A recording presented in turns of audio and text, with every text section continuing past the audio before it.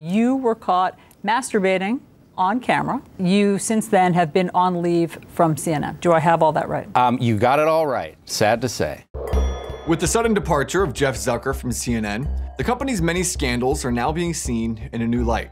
Zucker said in a statement that he was stepping down because he'd failed to disclose a romantic relationship with the CNN executive. That executive also happened to serve in the past as Andrew Cuomo's communications director. While these new revelations were shocking to many, this was actually just the latest scandal to rock the network. For years now, there have been a growing number of allegations of disturbing misconduct against employees of the network. Here's what we found.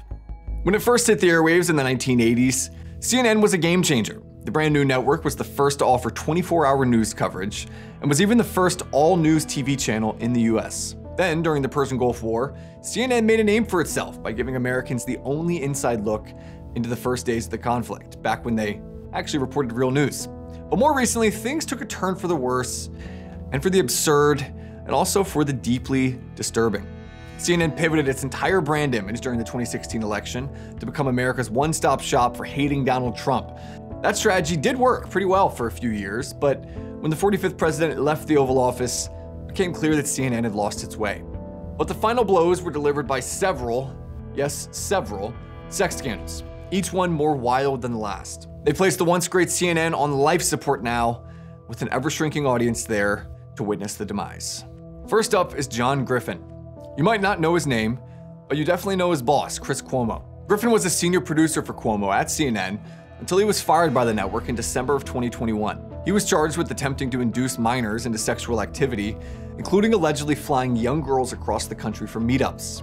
That's according to an indictment from the US Attorney's Office, which includes some pretty graphic charges. It says in part, quote, "In June of 2020, Griffin advised the mother of 9 and 13-year-old daughters that the mother's responsibility was to see that her older daughter was, quote, trained properly.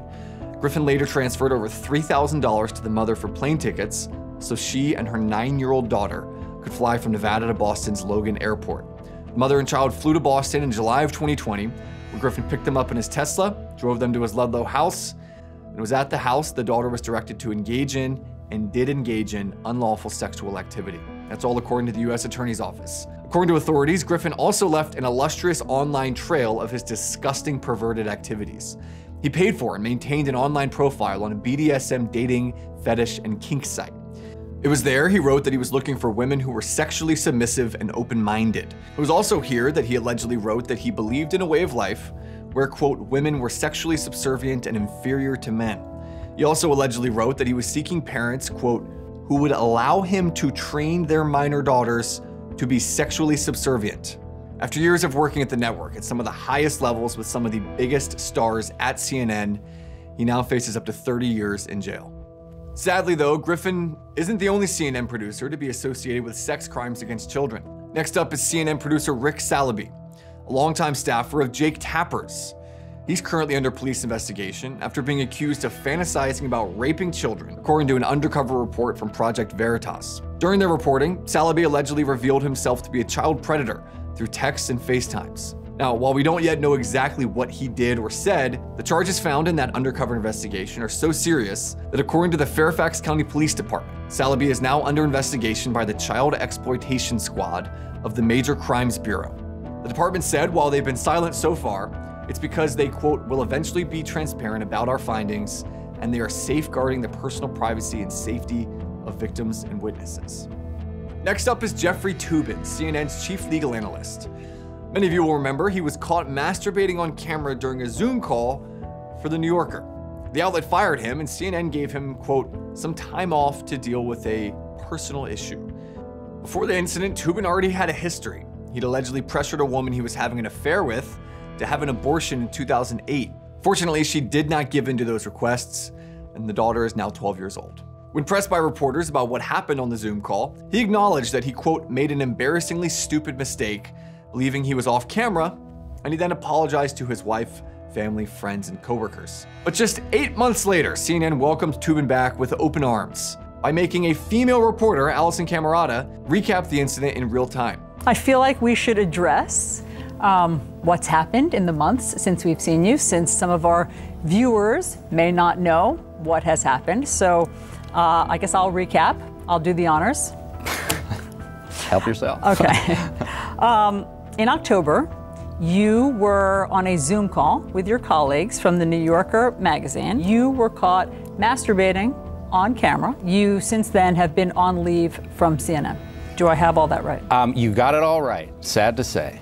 Tubin apologized again and said that he was trying to be, quote, a better person. I have spent the 7 subsequent months, miserable months in my life, I can certainly confess, trying to be a better person. Plenty of coworkers rose to Tubin's defense. CNN's Ana Navarro, for example, said he didn't have the, quote, intent of sexually harassing anyone, and that if anything, he was only harassing himself. He was not sexually harassing anybody. He didn't have the intent to sexually harass somebody. He was sexually harassing himself, maybe. Others, however, were revolted, and rightly so.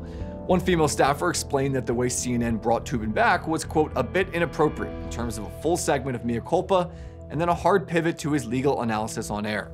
Another said the return was, quote, just awkward, and a third simply said, oof.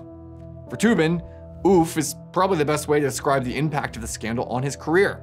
Whenever he opens his mouth to speak on a policy issue, the internet understandably has a field day. When he called Rittenhouse an idiot, for example, actor James Woods asked if he was just yanking our crank. The Babylon Bee has also chimed in with this particularly graphic headline, quote, Tubin reinstated in touching interview. I got off easy. Next up is CNN anchor Don Lemon. Back in 2019, he was sued by a man named Dustin Heiss, who claims that Lemon sexually assaulted him at a bar in the Hamptons. The lawsuit alleges that Heiss, who was working as a bartender at another Hamptons restaurant, approached Lemon at the bar one night after recognizing him. Heiss, quote, tried to get Mr. Lemon's attention and offered to buy Mr. Lemon a drink, but Lemon turned the offer down, saying he, quote, was just trying to have a good time. Later, though, Lemon allegedly approached him again, touching his own genitals and then touching Heiss's face, leaving him, quote, shocked and humiliated. He said, do you like me? Is that why you're effing with me? And I said, no, man, I'm just trying to have a good time. And in that split second, he stuffed his hand in his pants and shoved his fingers up under my nose, pushed my head back, and asked me if I liked P or D. And I'm not gonna say it, but, and I was disgusted, as you can assume, and I fled the bar. Heiss also claimed that he was presented a $500,000 settlement by Lemon before negotiations broke down. And last year, Heiss slammed CNN for being a network rife with perverts, operating as what he called a, quote, predator protecting machine. Next up is CNN anchor Chris Cuomo. Let's get a little pre-show pump.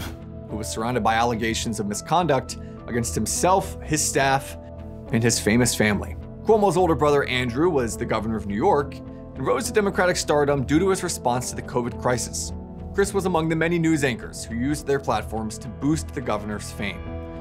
Even beyond thousands of nursing home deaths from his ill-advised policies, Andrew was hit with several sexual harassment and assault allegations. But Chris didn't give up his support. In fact, if anything, he increased it.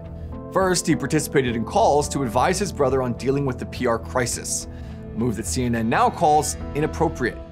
A few months later, it was revealed that he had leveraged his connections in the media to find out information about the women who were coming forward with allegations of sexual harassment and assault by his big brother. And then suddenly, Chris Cuomo was fired from his nightly show at CNN. This happened at the same time that a well-known lawyer said her client was accusing him of sexual misconduct from several years before.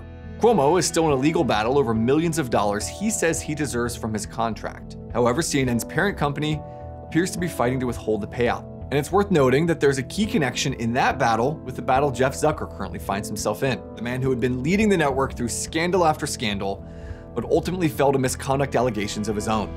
Just 2 months after letting Cuomo go, Zucker was canned for apparently failing to inform CNN of his close relationship with Allison Gollust, CNN's executive vice president and chief marketing officer. And because all roads apparently led back to the Cuomos at CNN, Gollust once worked as Andrew Cuomo's communications director. Now that scandal seems relatively tame compared to CNN's primetime stars, so why was he fired over it?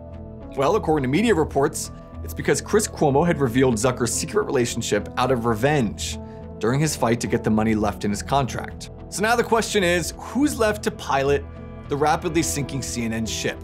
Well, there's Brian Stelter, perhaps, but Stelter, the same man who moaned that Joe Rogan is more trusted than the mainstream media and also blamed Fox News for Biden's plummeting popularity, now has a pathetically small audience of less than 600,000 viewers. According to some reports, Stelter could be next on the chopping block, actually. Not because he's a pervert, as far as we know, but because he refused to cover the Zucker affair. Quote, he's allegedly our top media reporter, yet he failed to report on the scoop that everyone in the office knew, said one CNN insider. So as the dust continues to settle from CNN's most hectic few years on record, the network now may have more sexual deviants than primetime viewers. Without question, the once great CNN is now on life support, with America desperately waiting for someone to finally just go ahead and pull the plug. I'm Cabot Phillips with the Daily Wire. Thanks for watching.